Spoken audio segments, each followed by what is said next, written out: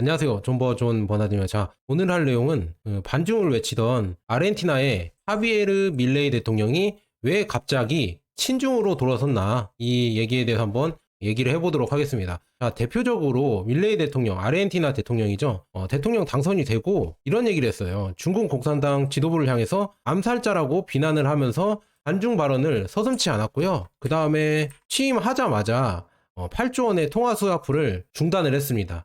반중 발언하고 아르헨티나가 원래 중국과 8조 원의 통화 수화풀을 맺었었거든요. 근데 그것도 중단을 하고 나는 달러를 받겠다. 미국이랑 서방 쪽이랑 거래를 하겠다. 이렇게 하면서 반중을 외쳤었는데 왜 갑자기 밀레이 대통령이 돌아왔을까요? 그래서 이런 기사도 있었죠. 차이나 머니에 흔들렸냐. 반중 외치던 밀레이 대통령 왜 내년 1월 방중 발표 뭐 이렇게 나와 있거든요.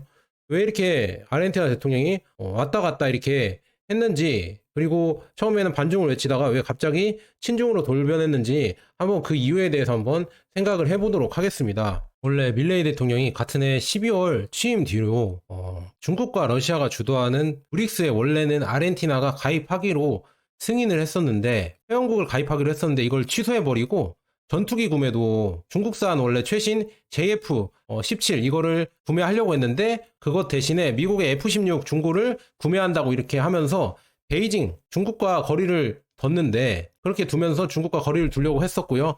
그 다음에 뭐 남쪽 지역, 아르헨티나 남쪽 지역에서 중국 기업이 건설하던 댐 공사도 중단을 시키면서 계속 중국이랑 거리를 두며 중국 사업들을 다 철회를 시켰습니다. 그런데도 지난 6월 중국 측은 350억 위안이라고 해서 6조 8천억 원 상당의 규모의 통화 스와프 있잖아요. 통화 스와프를 갱신하자 밀레이 대통령이 감사를 표했고 중국을 방문하겠다고 약속을 했습니다. 그래서 두 나라 관계가 해빙 무드에 진입한 것 아니냐는 이런 분석까지 나왔습니다. 그런데 중요한 거는 뭐 중국의 이런 노력도 있겠지만 아르헨티나가 지금 겪고 있는 문제가 더 크기 때문에 중국의 손을 잡을 수밖에 없는 이런 상황이 올 수밖에 없었습니다. 그래서 그 이유에 대해서 한번 여러 가지 측면에서 한번 봤거든요. 그래서 제가 한번 요약한 거 한번 보도록 하겠습니다. 자, 에이펙 회담인데요. 에이펙 회의가 뭐 저번 주가 저저번 주에 열렸잖아요. 열리면서 미국도 참석을 했는데 중요한 거는 에이펙 회의에 상석에는 중국이 들어가 있고요. 여기에 미국 바이든 대통령이 여기에 들어가 있습니다. 이거 보고 저는 깜짝 놀랐습니다. 아무리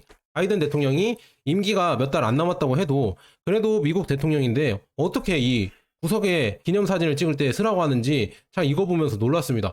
진짜 이게 뭔가 세계의 중요한 구도가 바뀌는 거 아닌가 이런 거를 조금 느꼈고요. 그 다음에 지금 뭐 중국 공산당을 그렇게 싫어하던 아르헨티나 밀레이 대통령이 왜 갑자기 시진핑 왜 손을 잡으면서 계속 이렇게 아부를 할까? 그래서 이게 뭐가 중요하냐면 역시나 그 나라 이제 지지율과 경제 때문이겠죠. 그러니까 밀레이 대통령도 아르헨티나 경제를 살려야 결국에는 자기가 재선을 하든 지지율이 오르든 그렇게 할 수가 있거든요. 그런데 아르헨티나 경제가 중국과 거리를 두고 서방과 거리를 계속 가까이 했는데 그럼에도 불구하고 살아나지 않고 있으니까 이제는 다시 역시나 중국의 손을 잡아야겠구나 해서 중국의 손을 다시 이렇게 잡는 모습입니다. 그래서 이걸 풍자한 이런 만화까지 이렇게 있었거든요. 이렇게 풍자한 만화까지 나왔었다. 그래서 에이펙 회담 때 중국과 아르헨티나가 만나서 양자 회의도 했다고 합니다. 그래서 양자 경제 회담 뭐 이런 걸 비슷하게 해서 이렇게 각국의 정상이 만나서 이렇게 악수를 하고 또 뭐 잘 지내기로 이렇게 뭐 여러 얘기를 나눴겠죠. 그래서 아르헨티나 입장에서는 오히려 미국 서방보다 중국과 손을 잡는 게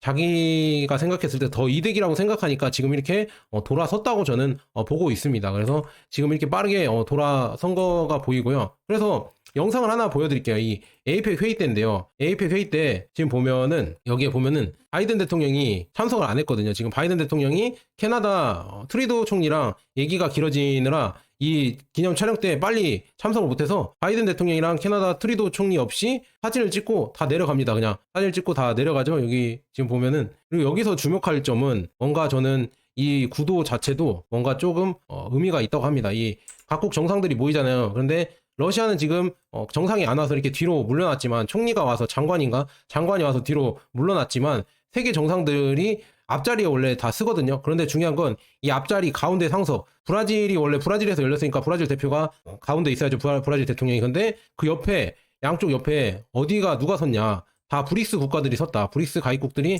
섰다. 뭐 터키, 튀르키예, 인도, 브라질, 남아공, 중국 이렇게 해서 브릭스 국가들이 섰었다. 그러니까 이거 보면서 뭔가 이제는 G20에서도 중요한 이 주인공들이 이제는 브릭스 국가들이 되는 거 아닌가, 저는 그렇게 조금 세상이 바뀌었다 이렇게 생각이 들거든요. 그렇죠. 여러분들이 봤을 때도 이 변화를 이런 구도에 보면서 점점 구도를 보면서 느낄 수가 있어야 될 것 같습니다. 그리고 더 중요한 게 있습니다. 이렇게 하고 퇴장을 하거든요. 이렇게 악수를 하고 모디 총리랑 악수를 하고 퇴장을 하는데, 여기 보세요.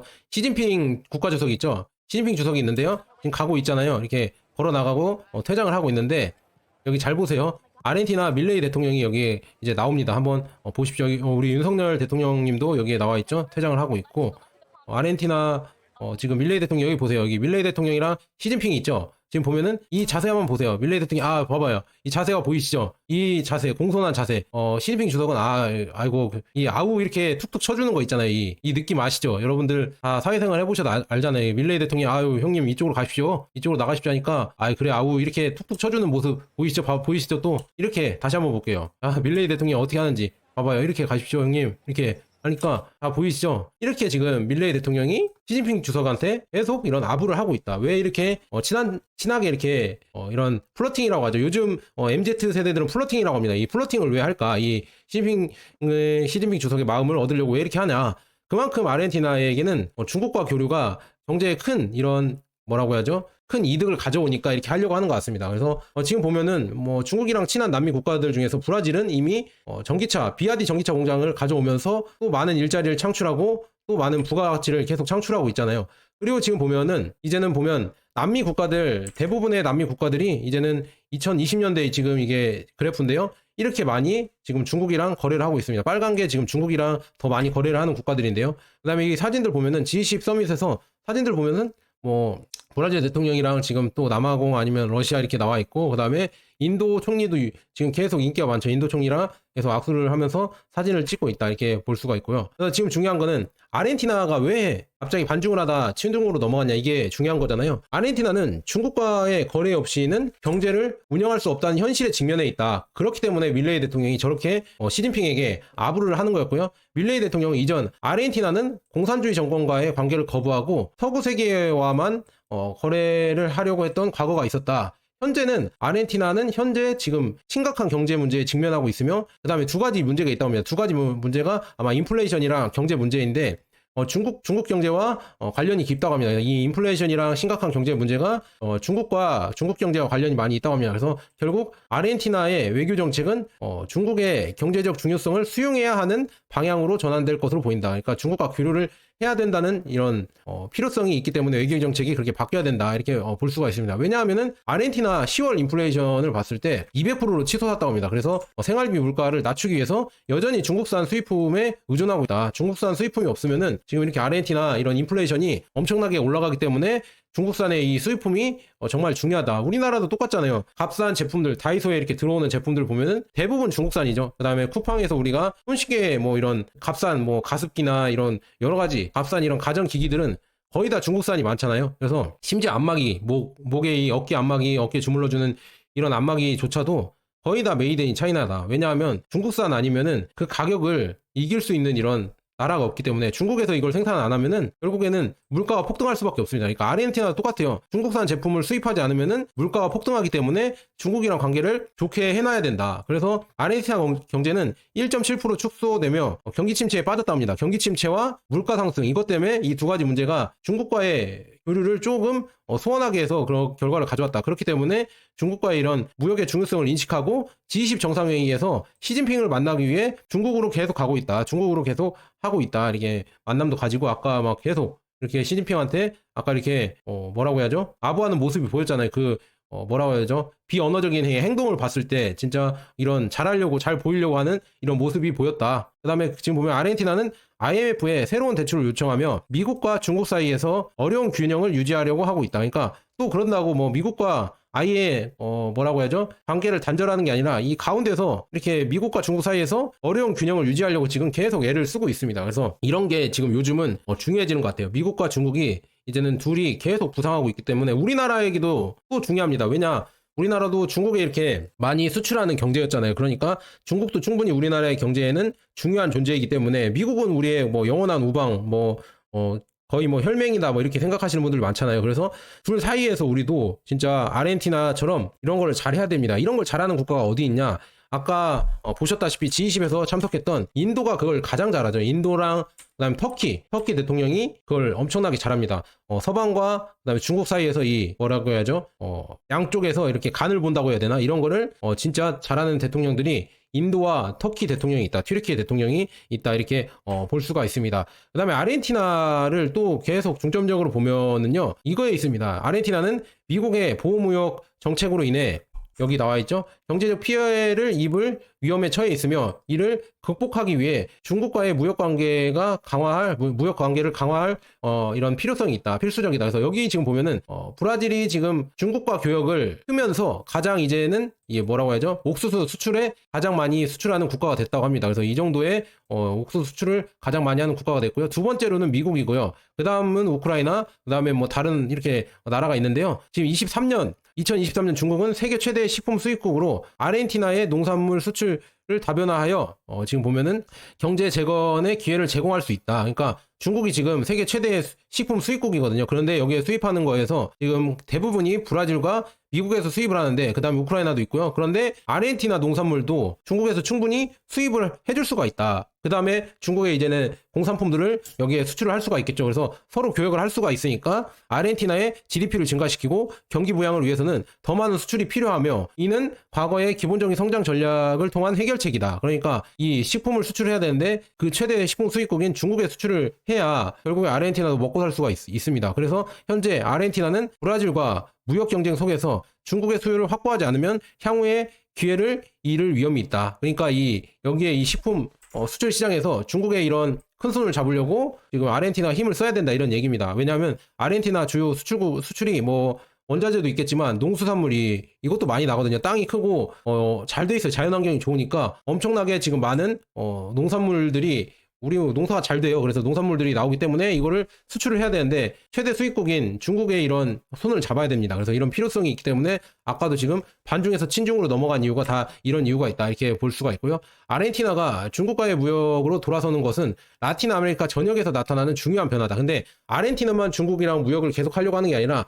남미 대부분의 국가들이 이제는 중국과 계속 교역을 하려고 하고 있습니다. 왜냐하면은 미국의 무관심 속에서 중국은 남미 지역에 도로, 항구, 발전소 및 광산시설을 건설하며 이미 상당한 영향력을 확립해 가고 있고요. 그 다음에 중국은 시장 지배력을 통해 가격을 낮추면서 큰 이윤을 창출하고 있는 전략을 취하고 있으며, 이는 라틴 아메리카 산업의 발전을 이렇게 제공을 하고 있습니다. 발전의 기회를 제공하고 있습니다. 특히나 이 페루에 지었던 메가포트, 메가항구죠. 메가항구 건설은 물류 효율성을 높여 미국에 대한 상업적 위협을 만들고 있으며, 이는 글로벌 달러의 영향력을 감소를 시키고 있다, 이렇게 나오고 있습니다. 그래서 지금 뭐 이런 얘기 또 기사에 나왔잖아요.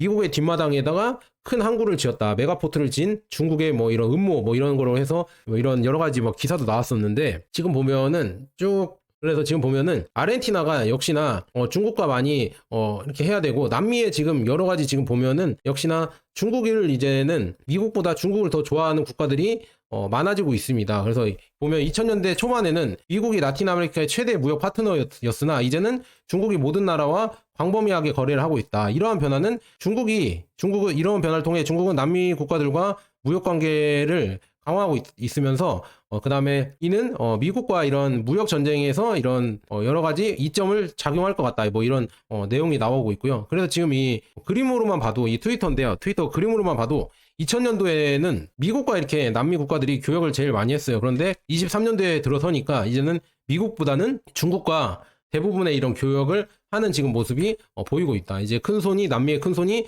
중국이 되고 있다, 이렇게 볼 수가 있고요. 남미 국가들은 산업 발전을 위한 놀라운 기회를 맞이하고 있으며 중국의 투자가 이를 가능하게 하고 있다. 이게 중요한 거죠. 중국이 투자해주면서 산업 발전을 시켜주고 있다. 그래서 중국의 투자는 일자리 창출과 기술 공유를 촉진하며, 반면에 미국은 군사기지를 전 세계에 세우는 데 집중을 하고 있다. 이게 차이점이 있죠.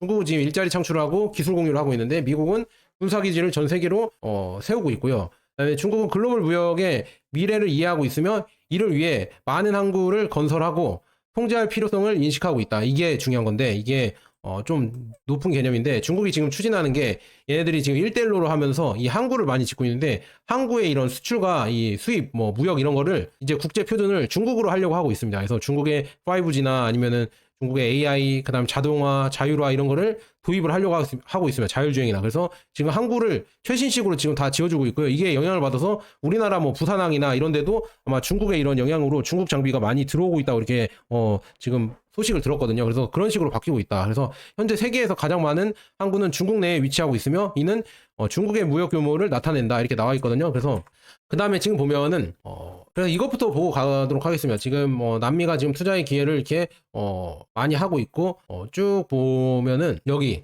이거 한번 봐야죠. 중국이 지금 페루 대통령이랑 성대하게 중국 에이펙 회담을 하면서 이렇게 초대를 받았잖아요. 그런데 바이든 대통령 레드카펫도 안 깔아주고 이렇게 조금 초라하게 이렇게 해줬는데, 이 아까 변화, 이 중국이 지금 남미에서 큰 손이 됐다는 게 나와 있고요. 그다음에 페루에서 이 에이펙 회담이 열린 페루에서 창카이 공항 있잖아요. 중국이 지어준 5년 만에 건설이 됐다고 하는데, 이 뻘밭에서 5년 만에 이 창카이 항구를 지어줬다고 합니다. 그래서 페루가 자체적으로 지금 보면 자체적으로 작동하는 거대한 로봇의 메가포트를 중국이 건설을 했습니다. 그래서 크레인과 트럭은 모두 자율적으로 작동합니다. 그래서 창카이 항구는 이 지역의 무역을 변화시킬 준비가 되어 있습니다. 이게 이제는 남미 최대 항구가 될 거라고 하거든요. 그러니까 지금 중국한테 이렇게 성대하게 이런 파티를 해준다. 창카이 공항이 여기에 지어지면은 결국에 중요한 거는 남미와 있잖아요. 지금 남미와 중국 간의 상하이 간의 이 뭐라고 해야죠? 유역량이 엄청나게 늘어나고 한 35일 정도 새로운 이런 여러 가지 무역 노로 때문에 이게 줄어들 것이다. 뭐라고 하죠? 배송 기간이 줄어들 것이다 이렇게 볼 수가 있어요. 왜냐하면은 이 브라질이랑도 여기에 철도로 연결해서 이쪽 창카이 공항에서 바로 보낼 수 있다고 합니다. 왜냐하면 브라질이랑 할 때는 원래 이쪽으로 들어와서 이쪽으로 나가서 이 파나마 운하를 넘어갔어야 되는데, 이거를 이제는 넘어갈 필요 없고 창카이에서 바로 갈 수가 있다. 이런 속도 때문에 더 빠르게 중국과 남미 간의 무역이 더 활발해질 수가 있다. 페루의 이 창카이 공항 때문에 더 활발해질 수가 있다 이렇게 볼 수가 있으면서 시진핑 에이펙 회의, 페루의 에이펙 정상회의에 성공적으로 방문한 것이 다 이런 이유가 있습니다. 지금 이렇게 보면은 남미 국가들에게 더 많은 거를 해줄 수 있는 거는 결국은 중국이 더 많은 걸 해줄 수가 있다. 왜냐? 철도 노선도 깔아줄 수 있고요. 5G, AI, 자율주행차, 그 다음에 로봇을 갖춘 세계적 수준의 자동화 항구 이런 거를 중국 건설해 줄 수가 있거든요. 그 다음에 건설기계, 승용차, 태양전지, 기차, 건축자재, 제조장비, 전자제품 이런 것도 라틴 아메리카에 이거를 중국이 지어줄 수가 있다. 그래서 이런 걸 보면서 결국에는 페루의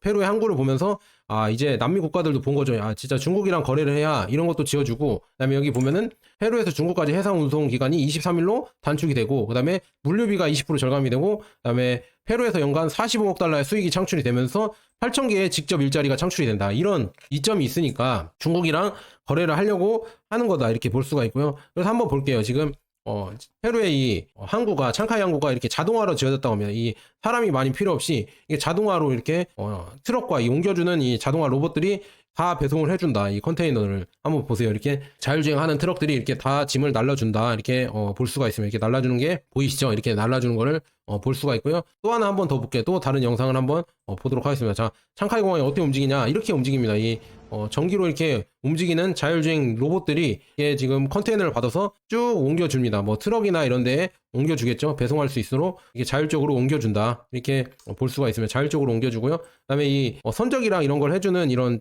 뭐라고 해야죠? 크레인들은 여기 안에서 이렇게 운전을 해준다고 합니다. 사람들이 이렇게 안에서 이 크레인들을 직접 조작을 해서 운전을 해준다. 이렇게 지금 이런 게 되려고 하면은 역시나 5G 기술이 좋아야겠죠. 그래서 이런 자율주행과 이 자동화 항구를 운영할 수 있으려면은 결국에 이 통신과 이 여러 가지 AI와 이런 기술들이 필요한데, 이런 거를 다 중국이 이런 남미 국가에 제공을 해주고 있다. 그래서 이런 거를 지금 제공을 해주면서 남미에서도 산업 발전을 시켜주니까, 우리가 옛날 때 미국의 원조를 받고 우리가 뭐 항구나 그 다음에 다른 나라 외자 유치를 하면서 뭐 현대조선소가 지어지고, 그 다음에 뭐 삼성이랑 LG랑 이렇게 클 수가 있었잖아요. 그런 것처럼 남미도 지금 중국의 이런 자본과 기술력을 받아서 결국 자국 내 산업들을 키울 수밖에 없다. 그래서 중국이 지금 여기에 남미에 큰 손이 되고 있다 이렇게 볼 수가 있네요. 그래서 이런 식으로 지금 볼 수가 있습니다. 그래서 이렇게 가고 있습니다. 그래서 지금 뭐 이런 식으로 쭉 가고 있고요. 그 다음에 전기차 얘기를 좀 해드릴게요. 지금 보면은 테슬라와 비아디의 경쟁은 중국이 글로벌 수요의 미래에 집중하고 있다는 것을 보여준다. 그래서 테슬라와 지금 비아디가 경쟁을 하고 있는데요. 지금 보면 비아디는 인도네시아, 태국, 브라질 등에서 공장을 세우며 남미로의 시장 확장을 꾀하고 있죠. 그래서 지금 보면은 자국 내에서는 이제는 뭐 400만 대 이상 만든다고 하거든요. 300만 대를 넘어섰고 400만 대를 만든다고 나와 있고요. 근데 자국 내에서 지금 테슬라는 자국 내가 아니라 중국에서 75만 대를 이게 만든다고 하고 있고요. 그 다음에 지금 여기 태국에서는 지금 비아디가 15만 대, 인도네시아에도 15만 대를 지금 예상을 하고 있고 아직은 아직 생산을 안 하고 있고요. 그 다음에 헝가리에서도 이제 또 비아디가 공장을 지은다고 이렇게 얘기가 나오고 있고요. 브라질에서도 15만 대 생산을 예상을 하고 있습니다. 25년에 15만 대 생산을 예상을 하고 있고요. 테슬라는 보면은 중국에서 75만 대, 그다음에 독일에서 25만 대, 그다음에 캘리포니아에서 65만 대, 그다음에 텍사스에서 25만 대를 예상을 하고 있고요. 멕시코에서 지금 보면은 비아디도 멕시코 공장을 짓고 테슬라도 멕시코 공장을 지으려고 하고 있습니다. 그래서 이런 여러 가지 지금 이렇게 계속 경쟁을 하고 있으면서 세계화가 되고 있고 중국은 시장 지배력을 확보하기 위해서 저렴한 가격으로 판매하며 이를 통해 더 많은 판매를 올리고 있고요. 비아디의 경우 중국과 브라질의 차량 가격 차이는 크지만 여전히 높은 수익률을 유지하고 있다. 지금 차량 가격률이 비아디 킹이라고 해서 이 자동차가 중국에서는 16만 달러에 16,000달러에 팔리는데 지금 여기 보면 브라질에는 3만 1,000달러에 팔린다. 3만 달러에 팔린다. 그래서 이런 차이가 좀 있지만 그래도 여전히 브라질에서 잘 팔리고 있고요. 이제 브라질에서 생산이 되면 시굴이나 아니면은 뭐 여러 가지 비아디 전기차가 잘 팔릴 것 같다. 이렇게 볼 수가 있습니다. 그래서 비아디의 라인업들이 계속 수출이 되면서 잘 팔리는 지금 상황이다. 이렇게 볼 수가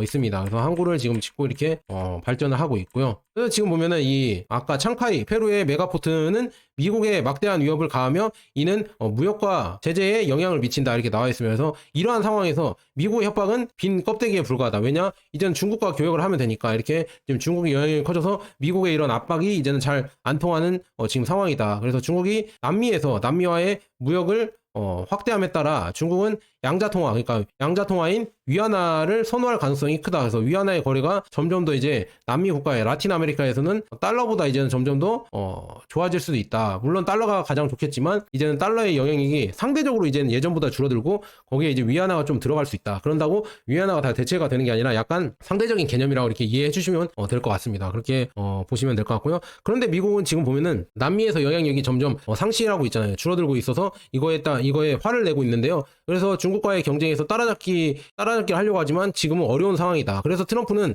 미국 내 생산, 그러니까 미국 내 제조업을 부활시켜서 이렇게 부활시켜서 키우려고 하고 있지만 이는 남미에 대한 투자를 방해할 가능성이 크다. 왜냐?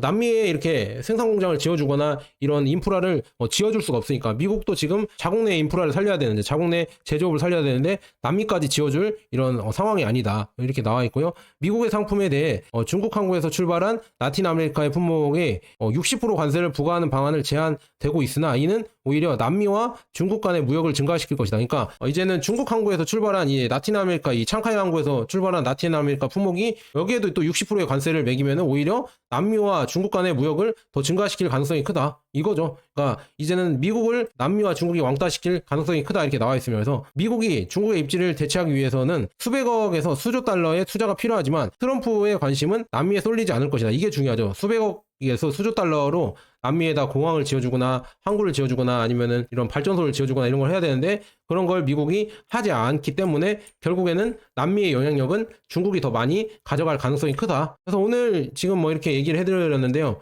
왜 갑자기 지금 전기톱 대통령이라고 하는 아르헨티나 하비에르 밀레이 대통령이 반중을 외치다가 왜 친중으로 돌아섰는지 이런 얘기를 해드리면서 남미와 지금 중국과의 관계, 미국과의 관계를 얘기를 해드렸습니다. 자, 여기까지 여러분들 내용이 좋으셨다면 좋아요와 구독 한 번씩만 부탁드리고요. 그 다음에 알람 설정은 뭐 하시고 싶은 분은 하시고요. 긴 영상 지켜봐 주셔서 정말 감사합니다.